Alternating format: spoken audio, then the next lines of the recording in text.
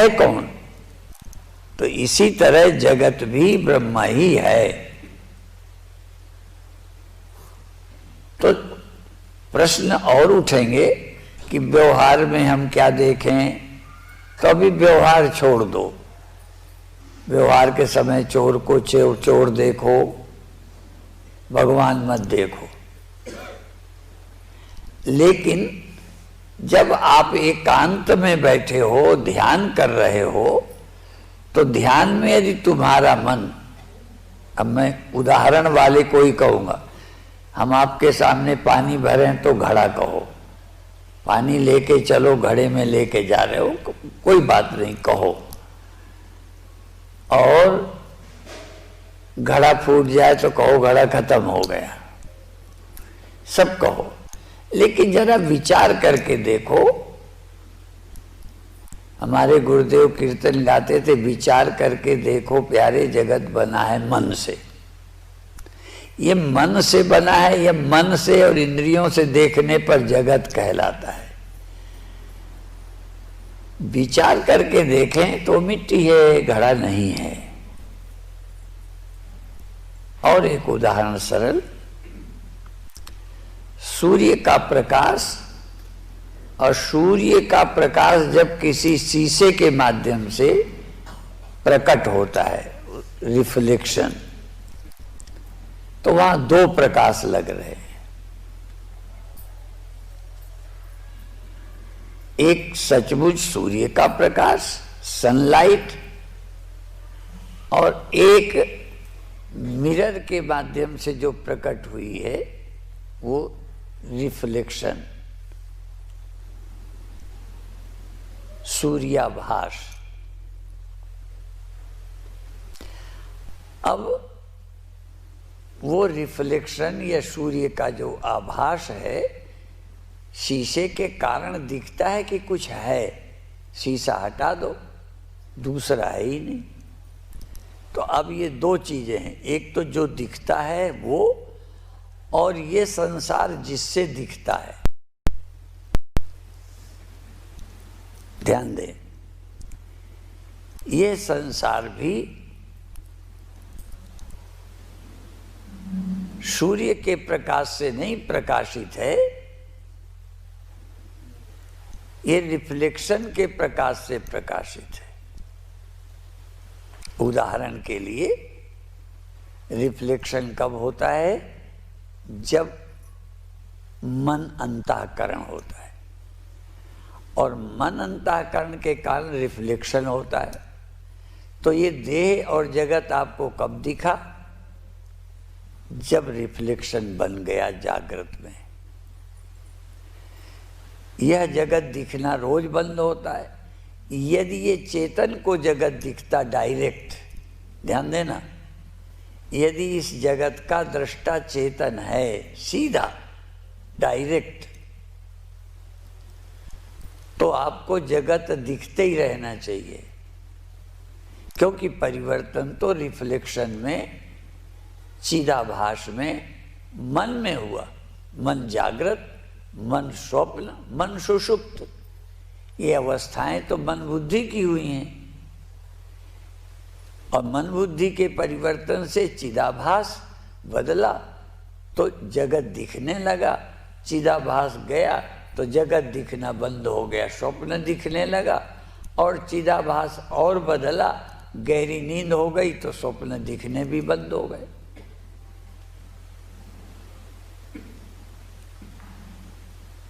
यदि ये जगत सीधा चेतन को दिखता तो परिवर्तन तो चिदाभास में हुआ, रिफ्लेक्शन में हुआ,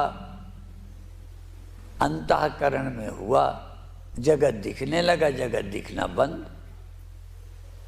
तो जो चेतन है, ब्रह्म है, राम है, वो तो सब में वैसे ही बना रहा, वो बदला नहीं।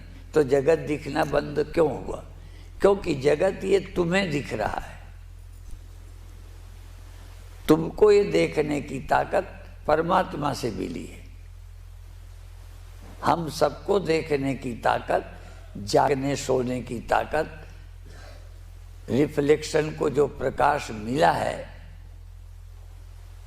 जैसे सूर्य से मिला, ऐसे ही हमको चिदाभास को चेतनता परमात्मा आत्मा से मिली और हम जगत देख रहे हैं। हम देख रहे हैं, हम ही को दिखना बंद हो जाता है। सीधा अनुभव करें, हमें जगत दिखने लगता है। जिनको न दिखता हो अपने अंदर सोच लें, पूछ लें, जगत हमें दिखने लगा और हम ही को रात जगत दिखना नींद में बंद हो जाता है। सोते भी हम ही जगे, हम ही सोए। अर्थात मुख्य मैं, अभी हम आपके हिसाब से बोलते, मुख्य मैं देह नहीं है, मुख्य मैं जीव है, मुख्य मैं चिदाभास है और इसी मैं का जगना होता है, इसी मैं का सोना होता है। निष्पक्ष सोचना, चाहे आप वैष्णव हो, चाहे आप सन्यासी हो, चाहे आप हिंदू हो, चाहे आप मुसलमान हो, चाहे आप क्रिश्चियन हो, चाहे आप किसी जाति के हो, ब्राह्मण क्षत्रिय वैश्य आदि हो, लेकिन जगने पर ही जगत दिखता है, सोने पर जगत दिखना बंद हो जाता है। और ये आप मानते हैं कि हम जगते हैं, हम सोते हैं, पर आप विचित्र हैं। आप ये भी कहते हैं मैं जगा, मैं सोया। आपका एक मैं चिदाभास है और एक मैं चिदाभास के जगने पर जो देह दिखता है, ये भी आपका मैं है। तो सच्चा मैं आपका क्या है? जग कर तुम ही जग कर देह देखने लगे और तुम ही जग कर मैं जग गया हूं ये न मानकर मैं लेटा हूं, बैठा हूं, आदमी हूं ये मानने लगे। ये जो मानने की आदत है बड़ी विचित्र है। जो आदत पड़ जाती है उसके जाने में बड़ा टाइम लगता है। धोखे में भी वही शब्द निकल जाते हैं, धोखे में वही विचार उठ जाते हैं। जग के अभी आपको लगता होगा हम बैठे हैं, आप ये कह सकते हो देह बैठा है, मैं जागा हूं। जब यहाँ प्रातः साधना कराते हैं या MSRT कराते हैं, उस समय भी सोच सकते हो कि देह लेटा है और मैं देह को देखता हूँ। और ध्यान भी आपका ले जाते हैं कि भाई पैरों से कमर तक शिथिल कर दो, उंगलियां, पैर, पिंडली, टखने, टांगें, जंघा, नितंब ढीले कर दो। तो इनको ढीले कर दो। कौन कर रहा है? भीतर बैठा हुआ। तो तुम ढीले कर रहे हो कि ढीले हो रहे हो? दोनों ही तो बातें हैं। तो ढीले कर रहे हो, तुम ढीला करने वाले भीतर बैठे हो, ढीला पैर को किया है, पर फिर भी आपको लगेगा जैसे मैं शिथिल हो गया। फिर कमर से कंधों तक, फिर गले से सिर तक। तो शरीर को शिथिल कौन कर रहा? भीतर बैठा हुआ। और भीतर बैठे हुए अलग अलग हैं, हर देह का अलग अलग है। जितने देह हैं उतने ही भीतर बैठे हुए हैं। अब ये जो जितने बैठे हुए हैं, ये चिदाभास, रिफ्लेक्शन, ये किसके रिफ्लेक्शन है? ये किससे प्रकट होते हैं? किसके रहते ये जगते सोते रहते हैं? वो कौन है? तो अभी अभी आप साक्षी शब्द सुन रहे थे। आखिर जग जाना किसको पता चला? सो जाना किसको पता चला? स्वप्न किसे पते चले? तो इन तीनों के पीछे जो छिपा है, तीनों अवस्थाओं के साक्षी। तो तीन मैं हो गए, देह में, चिदाभास में, चिदाभास की तीनों अवस्थाएं में, और तीनों अवस्थाओं का साक्षी में। तो सचमुच तुम तीन में से क्या हो? जो सदा रहने वाले हो, न बदलने वाले हो, न मरने वाले हो, मरने वाला देह, मैं मरने वाला नहीं। बदलने वाला चिदाभास, मैं चिदाभास नहीं। परंतु ये सारे अभिमान चिदाभास में। चिदाभास मैं देह हूँ भी मान सकता है, चिदाभास अपने को चिदाभास मान सकता है, और चिदाभास ही अपने को साक्षी मान सकता है। ये सब कुछ मानने की, सोचने की, स्वीकारने की क्षमता आत्मा में नहीं है। स्वीकार करने की क्षमता, सामर्थ्य आत्मा में नहीं है। स्वीकार करने की क्षमता देह में भी नहीं है, ये इसी बीच वाले में है। इसीलिए यही चाहे देह को मैं मान ले, यही चाहे अपने जीव चिदाभास को मैं मान ले, और यही चाहे तो साक्षी को मैं मान ले। ये तीनों स्वीकार करने की सामर्थ्य। इसलिए मेरे जानते चिदाभास से ज्यादा चमत्कारी तत्व कोई है ही नहीं। ब्रह्म को ये सोचने की सामर्थ्य नहीं कि वो सोच ले कि मैं ब्रह्म हूं। जो ब्रह्म है वो सोच नहीं पाता। देह तो सोच सकता ही नहीं, मैं ब्रह्म हूं, मैं जीव हूं, मैं देह हूं, या मैं साक्षी हूं, मैं आभास हूं, मैं देह हूं। ये तीनों अभिमान इसी को होंगे जो सबके अंदर अलग अलग बैठे। और ये हैं पशु के अंदर भी, पर पशु के अंतःकरण में जो चिदाभास पैदा होता है वो जानवर ही पैदा होके जानवर ही जी के मर जाता है। उसके अंदर कोई प्रश्न ही नहीं है कि देह के अलावा मैं कुछ हूँ। इसलिए मनुष्य में ही सारे मजहब हैं। इस्लाम मनुष्य में, क्रिश्चियन मनुष्य में, हिंदू मनुष्य में, जैन मनुष्य में, बौद्ध मनुष्य में। सारे चिंतन से जो विचार बने, संप्रदाय बने, वो जीव में बने, चिदाभास में। पर ये संप्रदाय जानवर ने नहीं बनाए, पक्षियों ने नहीं बनाए, जगते सोते वो भी हैं। इसलिए मनुष्य शरीर की महिमा है। इस शरीर में ही चिदाभास ये सोचने के योग्य बनता है। इसलिए इस देह को साधन धाम मोक्ष कर द्वारा, अभी मोक्ष शब्द भी छोड़ दो, ये समझने की सामर्थ्य का है। और ये समझ सकता है देह, ये समझ सकता है मैं जीव, ये समझ सकता है मैं साक्षी। परंतु साक्षी समझने में एक समस्या है। ये देह समझे तब भी ये सो जाता है, ये अपने को साक्षी समझे तब भी ये सो जाता है। क्योंकि चिदाभास में सीधा लक्षण ना तो देह के हैं और ना साक्षी के हैं। ये अपने को देह मानते बोलते सो जाएगा,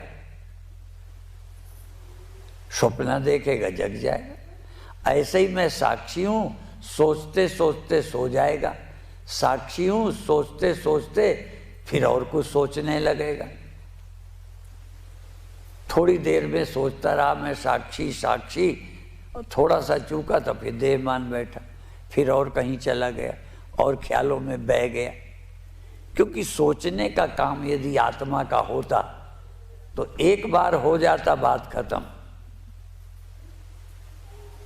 आत्मा को यदि ये निश्चय होता तो आत्मा तो अविकारी है।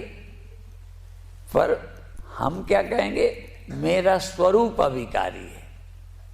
जीव का जो स्वरूप है, चिदाभास का जो स्वरूप है, जैसे रिफ्लेक्शन का जो स्वरूप है सूर्य का प्रकाश, वो एक समान है। रिफ्लेक्शन बदलता है।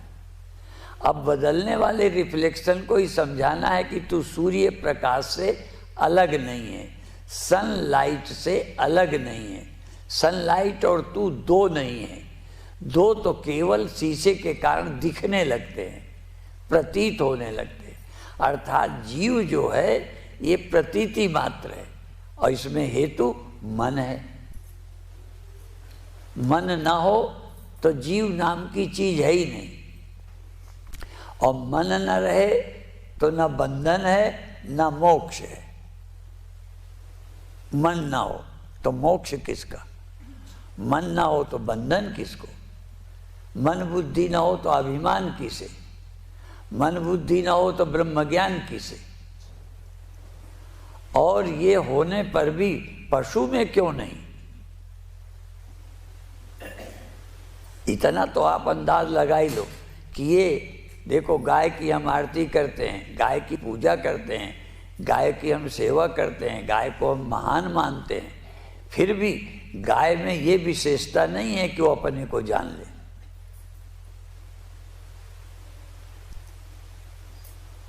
इसीलिए एक बात और प्रसंग बस बता दे, जैसे गाय पूज्य है पर ब्रह्म ज्ञान नहीं कर पा सकते, ठीक है, पूज्य है, ऐसे ही कई ब्राह्मण पूज्य हैं, चारों वर्णों से बड़े माने जाते हैं, ठीक है, लेकिन यदि ब्रह्म ज्ञान न प्राप्त करे और मान लो जो चारों वर्णों में सबसे नीचे है, जैसे संत रविदास हुए,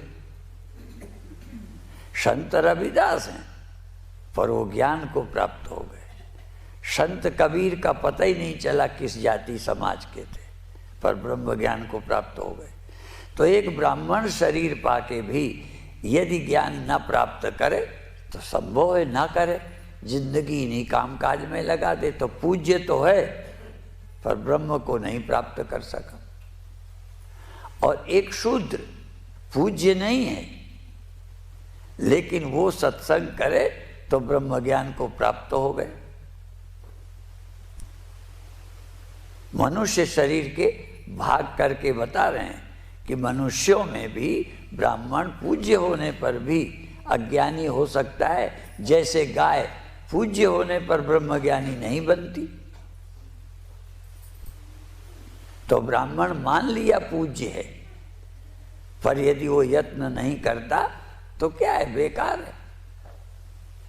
पैर छुआ ले और कुछ पूज्य अपने को मान ले, लेकिन जो मानव जीवन का लाभ प्राप्त करना चाहिए नहीं कर पाए। और एक शूद्र सत्संग में लग गया, बहुत ऐसे लोग हैं हमारे गुरुदेव के, बहुत ऐसे लोग उस समाज के थे जो गुरुदेव के शिष्य थे, ब्रह्मज्ञान को उपलब्ध हुए। पुराना इतिहास तो है ही संत रविदास जी का। तो ये ध्यान दो कि शरीर मनुष्य का मिल जाने पर भी हम उस ज्ञान से वंचित हो सकते हैं। और ये ध्यान दो कि मनुष्य शरीर पाकर इससे ज्यादा महत्व और क्या होगा कि कभी न मरने वाला, कभी न पैदा होने वाला एक रस जो सर्वत्र है, एक है, वो तुम्हारा स्वरूप है। तुम्हारा जैसे सूर्य का रिफ्लेक्शन ये निश्चय करे कि मेरा जो स्व है, मेरा जो मूल है वो सनलाइट है और सर्वत्र फैली हुई है, वो उसका ही तो स्वरूप है, उससे अभिन्न है। क्योंकि यही तो जानना है। भागवत के एक श्लोक में है, एतावदेव जिज्ञास्यम तत्व जिज्ञासुनात्मना अन्वय व्यतिरेकाभ्याम यत् स्यात् सर्वत्र सर्वदा। इतना ही जानना है सूर्य के रिफ्लेक्शन को कि मैं सर्वत्र हूं और सदा हूं। तो सर्वत्र और सदा क्या हूं? सूर्य के प्रकाश के रूप में मैं सर्वत्र हूं, सदा हूं। तो ये जीव निश्चय करे कि मैं सदा रहता हूं और सर्वत्र हूं। सदा रहता हूं माने साक्षी, और सर्वत्र रहता हूं माने ब्रह्म, मैं ही हूं। इतना ही जानना है कि मैं साक्षी ब्रह्म हूं। साक्षी ब्रह्म स्वरूप है, नहीं भेद को गंध, राग द्वेष मति के धर्म तामे मानत अंध। अब 5 मिनट 10 मिनट आंखें बंद करिए, आराम से, रीढ़ सीधी रहे, और कोई कोशिश मत करो, जैसे सुविधा हो जिस आसन में, सुखासन, पद्मासन, वज्रासन या कोई भी, जितना सरल हो सके उतना सरल, पर सिर्फ रीढ़ सीधी, आंखें बंद, श्वास सहज, और सहज श्वास ख्याल करें कि आप ध्यान दें कि आपको पेट में श्वास मालूम पड़ती है या नाक के छेद से सिर में जाती हुई मालूम पड़ती है। ध्यान दें, जहां आपको थोड़ी देर सुविधा मालूम पड़े, दो में से एक जगह का चुनाव कर लो, या तो नाभि में, पेट में, या दोनों भौं के बीच में श्वास का जाना आना स्मरण करो। अब ये अपने आप पूछो कि श्वास का चलना मालूम पड़ रहा है। क्यों मालूम पड़ता है? क्योंकि आप जागे हो। सोए होते तो श्वास चलती लेकिन मालूम ना पड़ती। फर्क समझ लें। एक सोना वो है जिसको सब लोग जल्दी मान लेंगे, एक सोना वो है कि श्वास इसी तरह चलती होती, बल्कि इससे थोड़ा ज़्यादा ही चलती सोने में। सबको पता है कि श्वास तेज चलने लगती है, अपनी नहीं मालूम तो पड़ोसी की मालूम है। तो श्वास तेज चलने पर भी सोए होने से पता नहीं चलता। इसका नाम सोना है। इसको सोना सभी लोग जानते हैं, पर एक सोना और है, श्वास चलती है, आपको मालूम पड़ती है, आप चेतन हैं, आप जागे हैं। आप जागे हैं तो श्वास मालूम पड़ती है। श्वास आई तब आप जाग रहे, श्वास गई तब आप जाग रहे। शरीर में कुछ हो रहा, आप जाग रहे।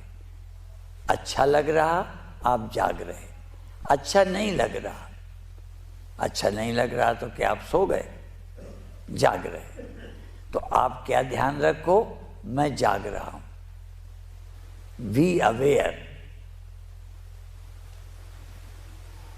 आई एम अवेयर, मैं जाग रहा हूं, मैं जाग रहा हूं, मैं होश में हूं, मैं सजग हूं। ये सजगता श्वास श्वास में बनी रहे, श्वास श्वास बनी रहे। श्वास श्वास छोटी बड़ी हो जाए, श्वास लंबी हो जाए, तेज हो जाए, बंद हो जाए, ये मेरा लक्ष्य नहीं है। लक्ष्य है कि श्वास धीमी चल रही तब भी मैं जग रहा हूं, श्वास छोटी हो गई तब भी मैं जग रहा हूं, श्वास रुक गई सेकंड तो भी मैं जग रहा हूं, श्वास तेज हो गई मैं जग रहा हूं। मैं जलता हुआ चैतन्य दीप हूं, मैं वो दिया नहीं हूं, मैं चैतन्य दिया हूं। वो दिया जलता है, दियों को कुछ पता नहीं, दिया जलता होता है, पता नहीं होता।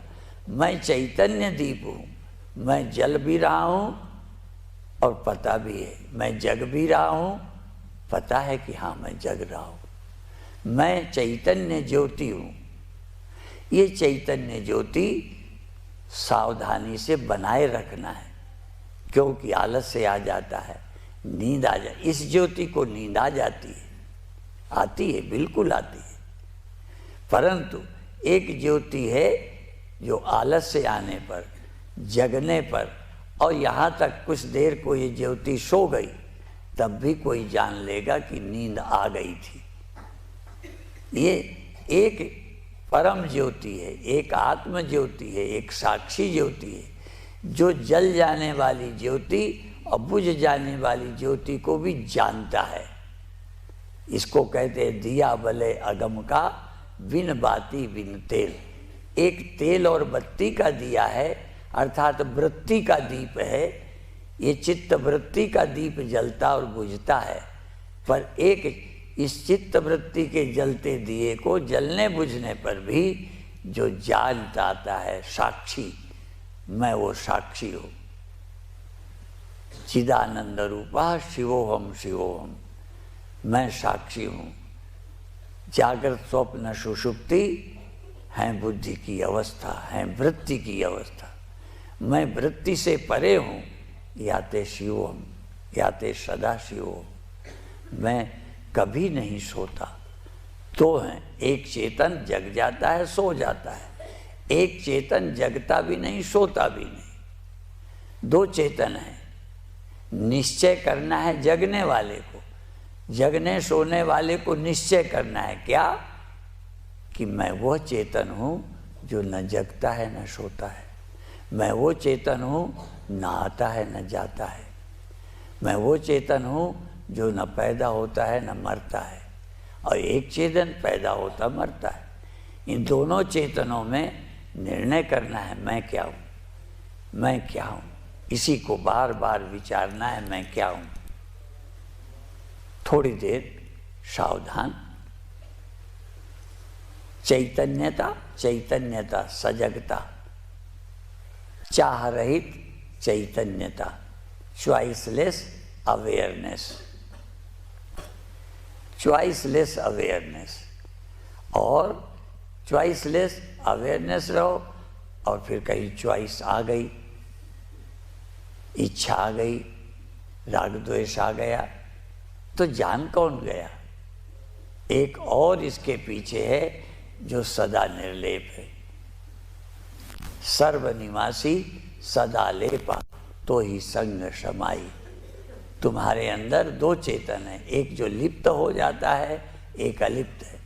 लिप्त वाला जब अलिप्त का ध्यान करता है, लिप्त वाला जब अलिप्त का संग करता है, जब ये लिप्त वाला अपने बड़े भाई का स्मरण करता है, क्योंकि ये दोस्त भी हैं, सहयुजा भी हैं, सखाया भी हैं, द्वा सुपर्णा सहयुजा सखाया। ये दो चेतन हैं, एक जगह रहते हैं। एक सुख दुख भोगता है, एक साक्षी है।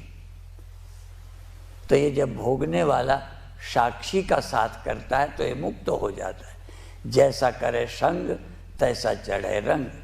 जब ये दुनिया का संग करता है तो विकारी हो जाता है। जब असंग अलेप का संग करता है तो अलिप्त हो जाता है। इसलिए बार बार असंग का संग करो, असंग का साथ करो, अलेप का स्मरण करो। इस अपनी चैतन्यता का स्मरण करते रहो। धीरे धीरे धीरे सहज भाव में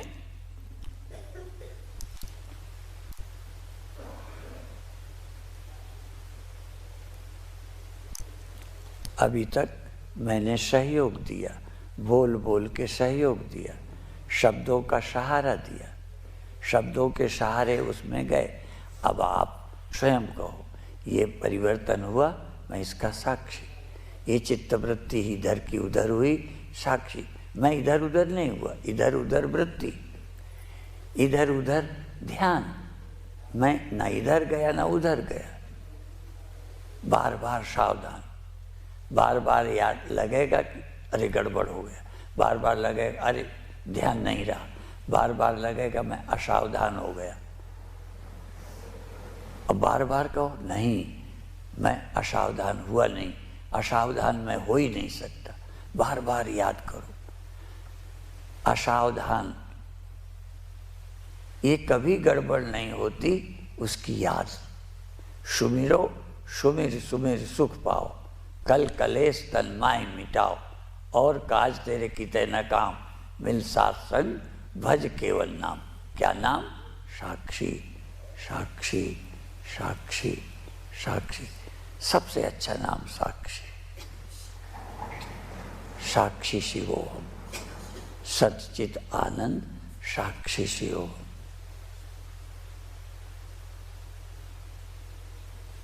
बहुत अच्छे।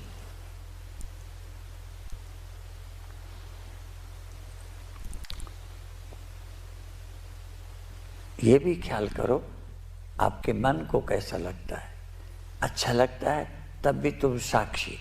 कोशिश करो, ये अच्छा बुरा लगता है मन को, अच्छा लगता है बुरा लगता है, इसको भी साक्षी।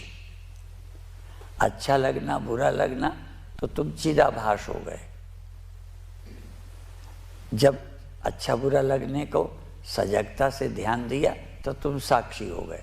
तुम ही साक्षी हो जाते हो, तुम ही कर्ता भोक्ता हो जाते हो, तुम ही आभास बन जाते हो, तुम ही साक्षी बन सकते हो। दोनों बनने की योग्यता, इसलिए ब्रह्म भूयाय कल्पते, ब्रह्म निर्माणम रक्षति, आत्म ब्रह्मभूता प्रसन्नात्मा न सोचती न का, ब्रह्म हो जाना, ये ब्रह्म होना पड़ता है। ये चिदाभास को ब्रह्म होना पड़ता है, व्यापक होना पड़ता है, चिदाभास को अलेप होना पड़ता है। स्वरूप तो अलेप है, पर मुझे उसका ध्यान करना पड़ेगा। इसलिए भगवान राम भी संध्या करते हैं। जो भी शरीरधारी हैं, मन वाले हैं, उन्हें ध्यान करना पड़ता है। भगवान राम जगते हैं, सोते हैं, संध्या करते हैं। संध्या करन चले दो भाई, अर्थात ये अभ्यास हर शरीरधारी को करना चाहिए। ज्ञानवान को भी बार बार ये स्मरण रखना चाहिए, जिससे ये मजबूत हो जाए, अभ्यास पक्का हो जाए। अब धीरे धीरे सहज भाव से अभी आंखें नहीं खोलें, छोड़ने की तैयारी करें। क्या छोड़ना? शरीर को छोड़ दें, परिवर्तन करें। लेकिन आप चेतन तो हैं, परिवर्तन करते मैं चेतन हूँ याद रखने में क्या कठिनाई? हाथ इधर उधर हिला लेने में, चेतन रहने में कोई बाधा है क्या? चेतन रह के हाथ हिलाओ, सजग रह के हाथ हिलाओ, सजग रह के खुजा लो, शरीर सजग रह के मक्खी उड़ा लो, सजग रह के पैर बदल लो। धीरे धीरे सजगता का अभ्यास करो और अंत में ये मानो कि मैं सदा ही शुद्ध मुक्त हूँ।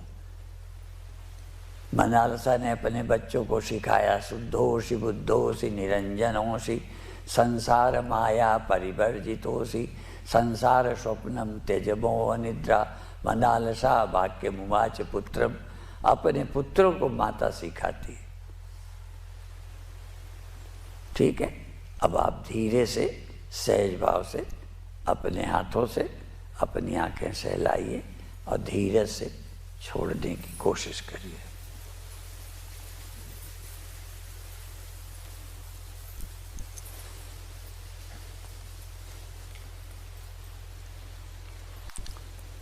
बहुत अच्छे कि सारे कार्यक्रम चार्ट में लिख दिए गए हैं और डॉक्टर वंदना जी इन्होंने पूरे दिन दिए हैं। वो जैसा बताती है उसका ख्याल रखिए, समय पर सभी काम करिए और कभी एकांत बैठे लेटे कुछ मिनट। हाँ, जब हम कहते हैं तब तो है, विद्यार्थी वो अच्छा होता है कि टीचर के सामने तो पढ़ता ही है, बाद में भी उसका अभ्यास करे।